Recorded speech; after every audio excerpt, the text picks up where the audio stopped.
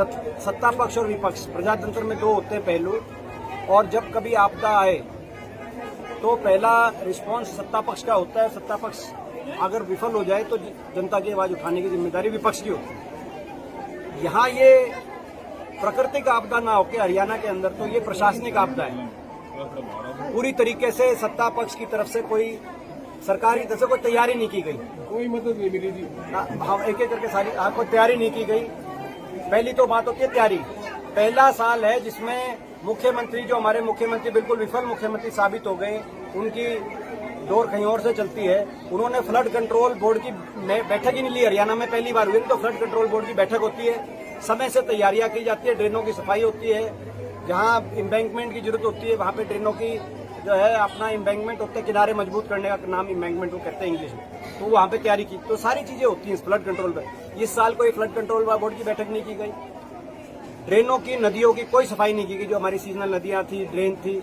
और हमारे यहाँ कोई ऐसी प्राकृतिक आपदा नहीं थी जितनी बड़ी प्रशासनिक आपदा की वजह से आज हरियाणा में बाढ़ की स्थिति आ गई। दूसरी बात, बाढ़ की स्थिति आने के बाद दूसरा पहलू होता है प्रशासन की विफलता से आई हो चाहे, प्रशासन मदद करे, पैकेज की घोषणा करे। पंजाब में हो गया, हिमाचल में हो गया, राजस्थान में हो गया, दिल्ली में हो गया, उत्तराखंड में हो गया। हरियाणा में विशेष पैकेज की कोई घोषणा ही नहीं की गई, ना केंद्र सरकार की तरफ से ना प्रदेश सरकार की तरफ से। प्रदेश सरकार की तरफ से भी नहीं की गई। कल प्रधानमंत्री जी ने भी जो सेंट्रल लेवल से करी है उसमें भी हरियाणा का जिक्र नहीं आया। आज आप देखो कितनी विडंबना है। एक तरफ पंजाब में प्रति एकड़ 20,000 मिनिमम मुआवजा मिल रहा है, उससे ज्यादा 20,000 प्रदेश सरकार देगी, बाकी सेंटर से जितनी है।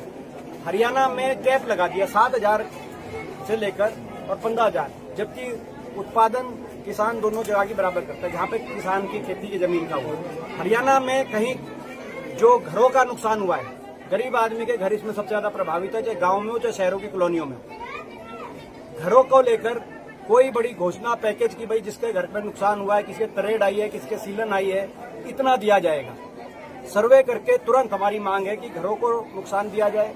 और छोटा दुकानदार भी, आप यहाँ पे अगर दुकानदार इस मार्केट में आप जाते हुए पूछ के जाना, छोटे दुकानदार भी पिछले 10 दिन से और 15 दिन से उनकी भी बिक्री बिल्कुल ना के बराबर। तो दुकानदार का भी नुकसान हो का पूर्ति की जाए, घरों के नुकसान की पूर्ति की जाए। किसान की जहाँ फसल खराब हुई है वहाँ भी मिनिमम हमारी मांग है 60,000 से 70,000 रुपए एकड़, क्योंकि 1 लाख तक का भी नुकसान हुआ है। क्योंकि यहाँ ऐसे ऐसे भी गाँव हैं जिसमें ये फसल नहीं, अगली फसल की भी कोई उम्मीद नहीं की जा सकती। तो सरकार अति असंवेदनशील सरकार साबित होगी। मुख्यमंत्री जी केवल हंस के सारी टाल कर देते हैं, गुप्त दौरे कर रहे हैं मुख्यमंत्री। मेरा ये आरोप है।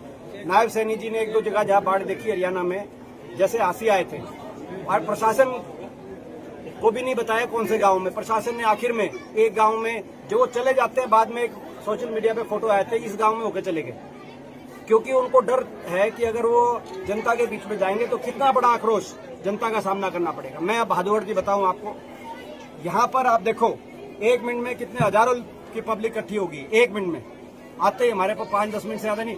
और अंदर लेडीज ने बताया कि जो प्रशासन की तरफ से मदद करने के लिए आए वो केवल सूखे में यहाँ पे खड़े होके बांट के चले गए। जो अंदर नहीं गए जी, जो प्रशासन की तरफ से जो मदद बांटने के लिए, वैसे तो वो भी नाकाफी आया, मगर जो थोड़े बहुत कोई आया